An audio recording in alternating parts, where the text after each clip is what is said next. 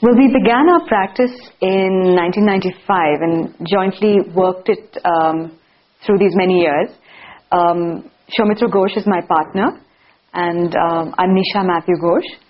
We've actually seen the ups and downs of our practice over the last 15 years, and it has been largely about exploring concepts of urbanity, landscape, homes, and I think one very important aspect of our practice has been relooking at prototypes, relooking at things that we've taken for granted in the built environment, as well as the unbuilt environment. And where relevant, looking at turning things on its head in order to make concepts more visible and ideas more clearly legible. I'd like to begin by giving two contrasting examples of the way we've dealt with office space in the last few years.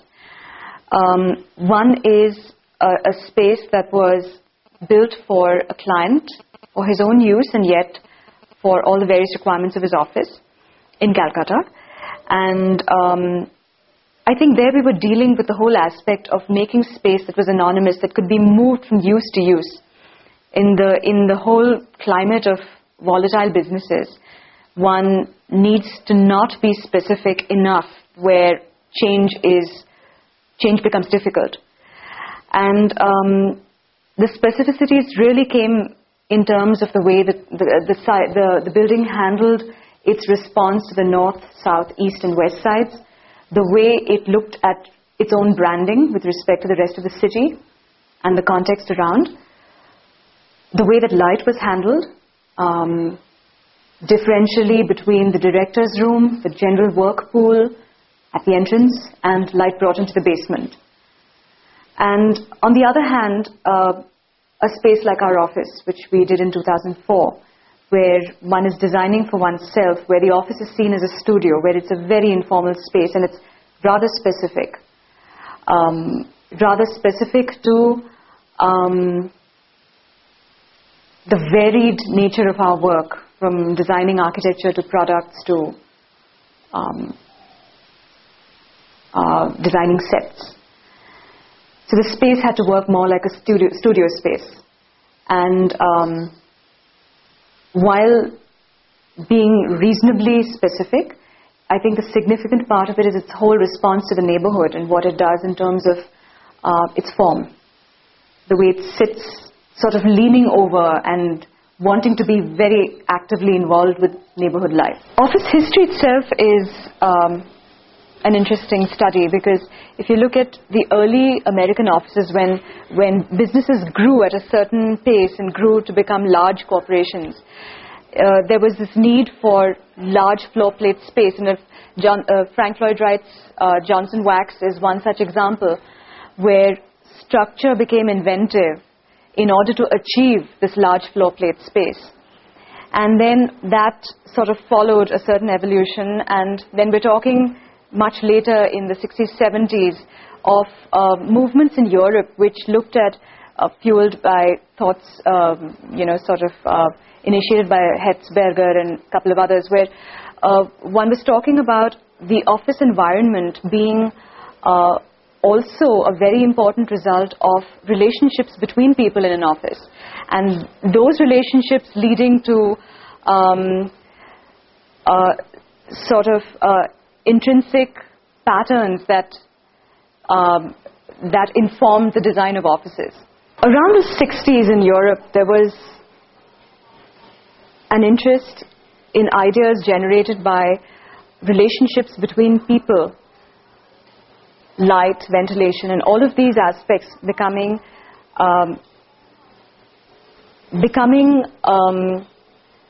reasons to organize offices in slightly different ways from what happened earlier. And I think this was significant. So we're seeing office buildings today which actually have evolved from these ideas that developed in that time and being modified in local contexts. Sewer House was one of our first office projects, and I think we were inspired primarily by the residual spaces that you find in commercial buildings all through the city. little setbacks which have been encroached into, where you have staircases and people milling through and access to various points, which work like little street connections. So the office actually completely turns itself away from the street, turns itself inward, and makes a very introverted building statement. And its facades are largely blank on the outside, allowing light only to sort of animate the artwork. And the main light for the office actually comes from these interstitial spaces which divide the office into 3 bays.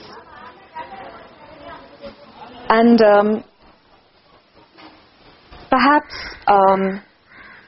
what's important is to really understand how offices function, understand in its nitty-gritty the way an office functions in terms of its hierarchy, in terms of the way the boss deals with the employees, the subtleties in the office culture. And this project is sort of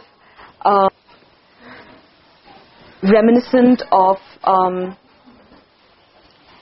the way 3 blocks, independent structurally, independently, not visibly connected in any way, come together because there are 3 clear hierarchical distinctions in the way the office works.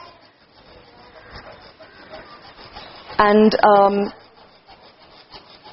it was important to us that this office did not consume much light energy. It sort of used passive solar principles. And you find that even today their light bills are much, much less of what was actually required in terms of its sanction. The other interesting aspect is the way that connections happen, vertical and horizontal connections happen between the different parts.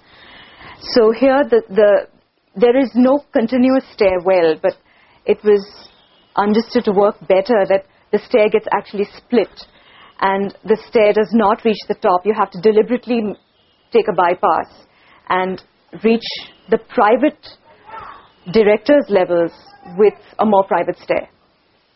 So this is I think another aspect of where one needs to think through every little bit and see that it completely gels with, or is inspired by, or is derived from an intricate understanding of the culture of that office. And yet it goes beyond that. I think we need to keep in mind some things which could be pointers for the future. The first is, and there are sort of observations which have emerged over the last few years and which may provide a key for us to be able to discover in this context what is appropriate. The first is understanding this whole dynamics between generic space and very specific space. And in the case of the office, to be clever and sensitive, to be able to produce a balance that can actually work for very many different situations. And like I mentioned earlier, I think using the natural light and one's understanding of it in this context may be a clue.